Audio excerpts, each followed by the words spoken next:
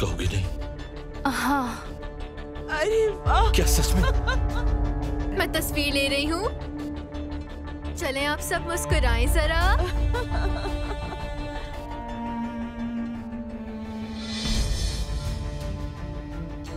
अगर तुमने मेहमत को खो दिया तो तुम मुझे भी खो दोगी। और अगर मैं खुद को ही खो दूं तो फिर क्या होगा? अम्मी, ये मेरी जिंदगी का फैसला है। कम से कम एक बार तो खुश हो जाए, झूठे मुंह ही सही, लेकिन एक बार तो कह देती कि बेटा तुम्हें मुबारक हो।